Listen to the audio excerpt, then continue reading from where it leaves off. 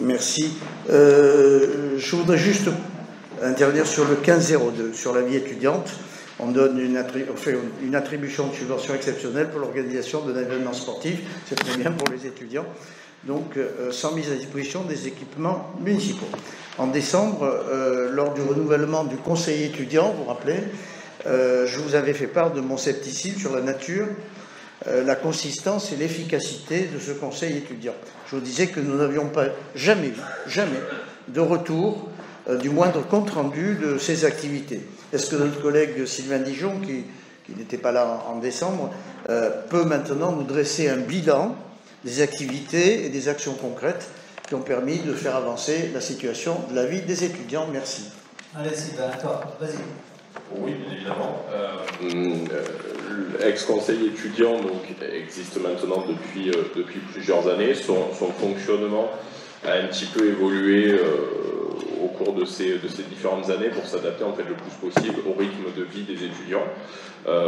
En toute honnêteté, en toute transparence, il a été difficile, en tout cas sur les 2 premières années, de mobiliser les membres du conseil tout au long de l'année parce que les étudiants qui se responsabilisaient dans ce conseil avaient des contraintes, le plus souvent d'ordre universitaire, et on a eu du mal à tenir le rythme de travail tout au long de l'année. On avait en général un démarrage et on les réunissait pour la première fois en période de rentrée universitaire, ce qui était un petit peu compliqué pour les mobiliser puisqu'ils avaient des contraintes, eux, de début de cours, et puis ils avaient besoin de prendre leur marque dans leur cursus respectif. On avait souvent une coupure en milieu d'année puisque ils avaient tous, soit en décembre, soit en janvier, des partiels, et ils avaient également des révisions en fin d'année universitaire. On a un petit peu changé de rythme, on a changé un petit peu de méthode de travail, où on les réunit désormais pour la première fois en toute fin d'année, et on a choisi de travailler avec les membres du conseil, donc qui viennent de toutes les formations possibles et imaginables de la ville d'Aix-en-Provence, de les faire travailler sur 2 temps forts. Le premier a eu lieu au mois de février dernier, c'était les rencontres étudiantes de la vie aixoise. On l'avait fait pour la première fois l'année dernière aux arts et métiers. Charlotte de Buchère était présente. Cette année, on les a réunis à Portalis.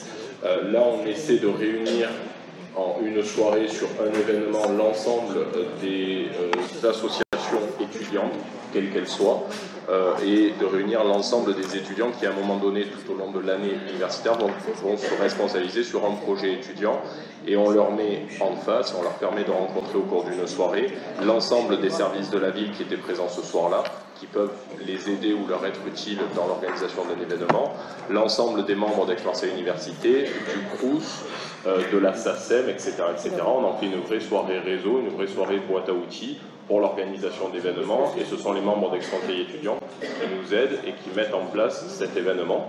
Le deuxième événement sur lequel on travaille, c'est Ex-Student Fest, c'est la délibération d'aujourd'hui, qui est le grand événement de rentrée étudiante qu'on prépare dès à présent. On réunit Ex-Conseil étudiant lundi prochain pour commencer à travailler déjà la programmation du mois d'octobre. Donc on essaie de travailler 2 temps forts, la rentrée étudiante, donc vraiment accueillir l'ensemble des nouveaux étudiants sur Aix-en-Provence avec eux, et les rencontres de la vie aixoise, où là on est plutôt de la vie étudiante aixoise, où là on est plutôt sur la partie association étudiante et projet étudiant.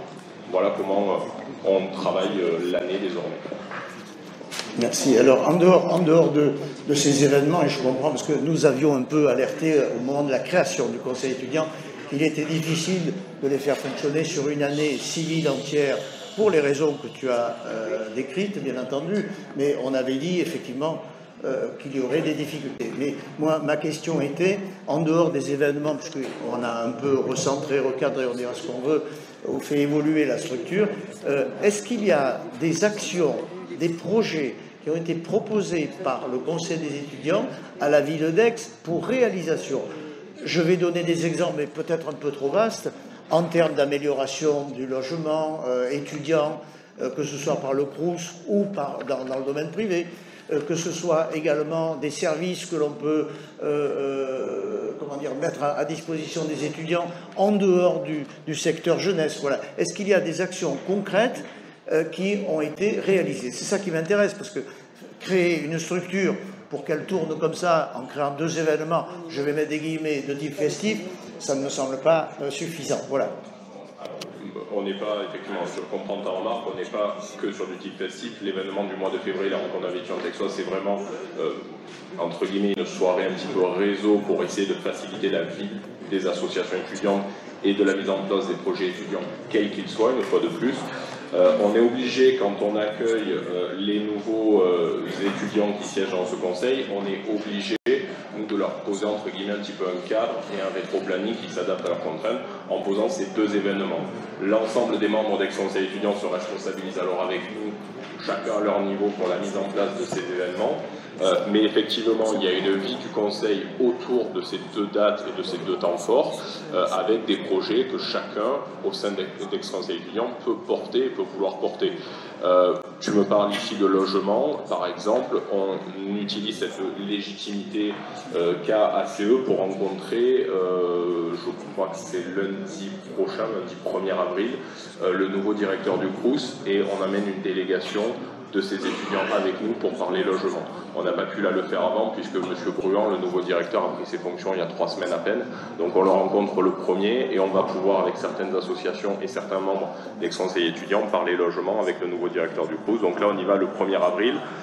Il y a un autre projet également qui est ici, qui est porté par une fédération d'associations pour qu'une épicerie solidaire à destination des étudiants qui récupère des invendus des grandes surfaces juste avant la date de péremption, est revendu à prix coûtant aux étudiants qui sont en difficulté. C'est un projet qui est porté par ex-conseil étudiant. On a besoin de tout mettre en place, de trouver les locaux, etc., etc. Mais ça a émergé au sein d'ex-conseil étudiant il y a 2 mois. Et on se sert de la légitimité d'ex-conseil étudiant pour pouvoir interagir avec l'ensemble des partenaires, dont la ville notamment. Ce sont 2 exemples, il y en a d'autres avec le camp d'Émile, et chaque membre d'ex-conseil étudiant, d'où qu'il vienne, peut porter au sein de l'ACE les projets qu'il souhaite. Là, je vous donne 2 exemples, moi de faire une liste de 5 ou 6. Alors, il manque quelque chose, je ne veux pas éterniser le débat, mais il manque quelque chose, c'est la visibilité de ce conseil étudiant. Nous avons, par exemple, avec le conseil municipal des adolescents, des moments rythmés dans l'année où ils sont visibles, ils viennent par exemple aux cérémonies, on les voit ici, ils se réunissent tous les mercredis après-midi, ils ont une envie, un dynamisme avec des propositions. Là où nous avons affaire à des adultes, en quelque sorte, et donc un esprit peut-être plus construit, si je puis dire.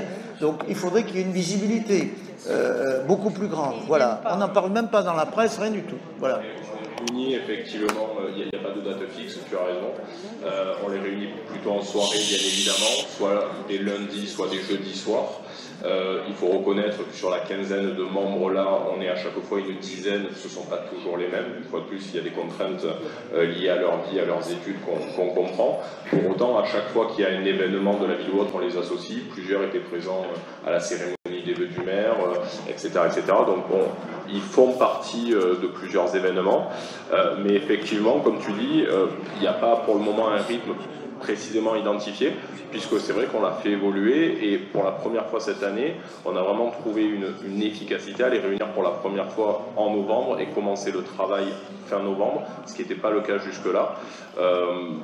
Donc, ta remarque est intéressante, pourquoi pas avoir vraiment un temps de présentation dans les prochaines semaines ou une présentation du travail devant le conseil municipal en invitant les membres d'ex-conseil étudiants à témoigner. C'est effectivement. Je termine juste. Il faut les rendre visibles par l'institutionnalisation donc, de ce conseil, exactement comme le CMA fait partie du corps public donc, de la ville. Je pense qu'il faut faire cela. Parce que ça leur donne une importance, une reconnaissance. Même les gens qui ne sont pas étudiants, qui sont dans d'autres domaines, savent ou sauront qu'il existe ce conseil étudiant. Il y a des familles où il y a des étudiants, et peut-être qu'ils ignorent qu'il existe un tel conseil. Voilà ce que je voulais dire, merci. Monsieur le professeur, voilà ce que... Pour la première année, simplement, excusez-moi pour terminer en 20 secondes, pour la première année, effectivement, on a eu vraiment un logo, une charte graphique, des cartes de visite qui ont été passées membres, une adresse mail qui leur permettent d'écrire en étant beaucoup plus légitimes à l'ensemble des instances et des acteurs. Voilà.